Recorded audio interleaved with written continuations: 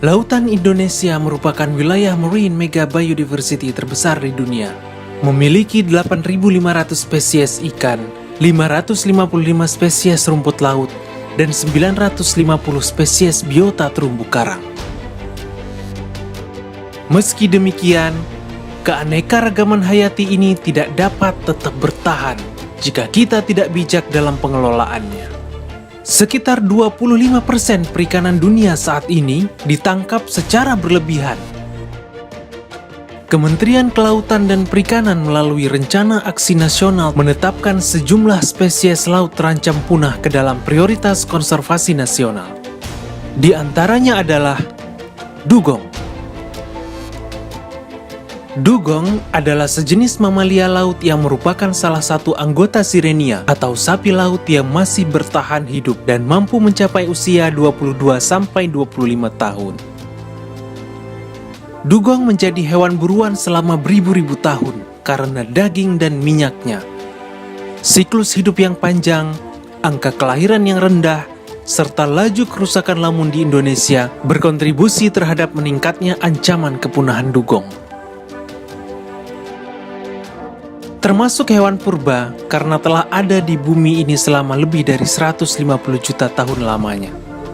Hampir semua jenis penyu termasuk ke dalam daftar hewan yang dilindungi oleh undang-undang nasional maupun internasional, karena dikhawatirkan akan punah disebabkan oleh jumlahnya makin sedikit. Tidak banyak regenerasi yang dihasilkan seekor penyu. Dari ratusan butir telur yang dikeluarkan oleh seekor penyu betina, paling banyak hanya belasan tukik atau bayi penyu yang berhasil sampai ke laut kembali dan tumbuh dewasa. Ancaman terhadap penyu adalah perdagangan, baik dalam bentuk daging, telur, ataupun bagian tubuhnya.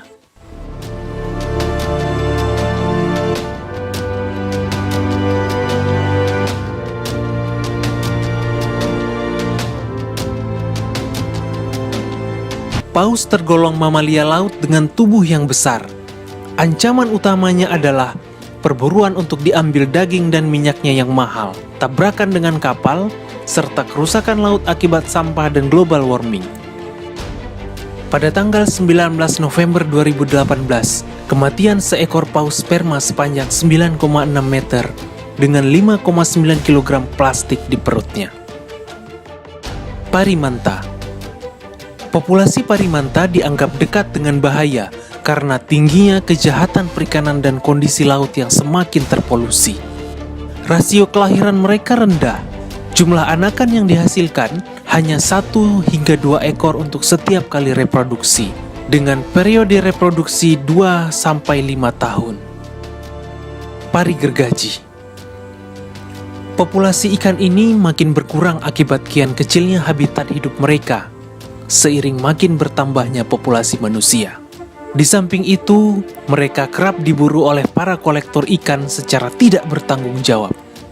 Bahkan penduduk setempat masih sering menangkapnya karena dianggap sebagai predator ikan-ikan lain.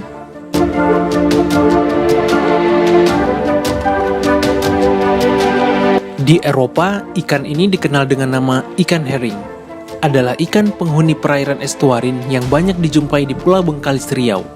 Populasinya saat ini sangat menurun, bahkan sedikit sekali yang dapat ditangkap oleh nelayan. Hal ini disebabkan penangkapan secara terus-menerus terhadap terubuk guna diambil telurnya. Harga jual telur ikan terubuk kering bahkan mencapai Rp2.500.000 per kilogramnya. Populasi kuda laut terancam karena penangkapan yang berlebihan. Kuda laut dimanfaatkan pada herbologi tradisional Tiongkok, dan sebanyak 20 juta kuda laut telah ditangkap setiap tahunnya untuk keperluan ini. Padahal, impor-ekspor kuda laut telah diatur dalam CITES sejak 15 Mei 2004 yang lalu. Teripang biasa dikenal juga dengan timun laut. Untuk pasar internasional, teripang diperdagangkan sebagai bahan pangan karena nilai gizi dan rasa yang lezat. Kadar protein daging teripang adalah 82%. Dan kandungan lemak tidak jenuh yang baik untuk kesehatan jantung. Banggai cardinal fish. Masyarakat setempat menyebutnya capungan atau bibisan. Daerah penyebarannya sangat terbatas di wilayah Sulawesi Tengah bagian timur, tepatnya di Kepulauan Banggai. Karena itu, spesies ini termasuk endemik dan tidak ditemukan di tempat lain di dunia. Lola. Lola merupakan siput laut yang berukuran besar dengan cangkang berulir. Cangkang Lola yang terdiri dari lapisan mutiara merupakan bagian Lola yang bernilai ekonomis. Inilah yang menyebabkan Lola sering diburu dan dijadikan sebagai mata pencarian penduduk setempat. Bambu laut merupakan salah satu jenis karang lunak yang banyak tumbuh di Indonesia, khususnya di bagian Sulawesi, Maluku, dan Papua. Bambu laut banyak dimanfaatkan sebagai bahan farmasi karena banyak mengandung kolagen dan senyawa protein. Karang hias. Pada tahun 2018, 36,18% terumbu karang alam Indonesia dalam status rusak. Karang masuk ke dalam daftar Appendix 2, yang artinya walaupun dalam perdagangan internasionalnya adalah legal, namun perdagangannya harus dikontrol secara ketat untuk mencegah terjadinya eksploitasi yang dapat mengakibatkan punahnya jenis-jenis karang tersebut. Ikan sidat. Perairan Indonesia menjadi salah satu tempat di dunia yang menjadi lokasi berkembang biak ikan sidat. Ikan tersebut memiliki rupa seperti belut sawah dan bisa hidup di perairan tawar maupun asin. Meski terdengar asing di telinga kita, ikan sidat menjadi menu favorit di Jepang dengan nama unagi. Harga jual yang tinggi dan kandungan gizi yang baik menjadi faktor ikan ini banyak diburu tanpa memperhatikan kelestariannya.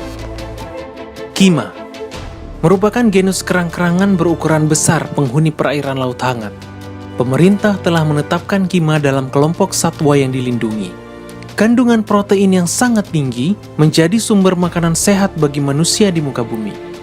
Maka tidak heran bila kima menjadi bahan makanan yang sangat mahal dan sering dijadikan menu khusus di restoran-restoran mewah. Hiu memiliki karakter biologis yang spesifik seperti berumur panjang, fekunditas rendah, jumlah anakan sedikit, lambat dalam mencapai matang kelamin dan pertumbuhannya lambat. Sehingga, sekali terjadi overeksploitasi, sangat sulit bagi populasinya untuk kembali pulih. Tingginya harga sirip hiu di pasaran makin meningkatkan perburuan hiu dan mengancam kelestarian stoknya di alam. Ikan Napoleon. Ikan Napoleon atau biasanya disebut Napoleon race atau Humphead race adalah salah satu komoditas unggulan yang memiliki nilai ekonomis tinggi.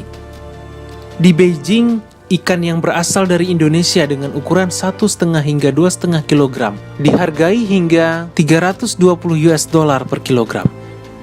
Akibat dampak penangkapan berlebih untuk perdagangan ikan karang hidup, ikan Napoleon mengalami penurunan populasinya di alam. Penangkapan ikan Napoleon umumnya menggunakan racun sianida dan merusak ekosistem terumbu karang. Ikan Napoleon merupakan ikan yang memerlukan waktu lama untuk mencapai usia matang reproduktif. Ikan Napoleon di negara Malaysia dan Filipina sudah tidak boleh ditangkap dan diperdagangkan, dan Australia melarang semua aktivitas mengambil dan memiliki ikan Napoleon. Silakan like dan share jika informasi ini bermanfaat. Terima kasih.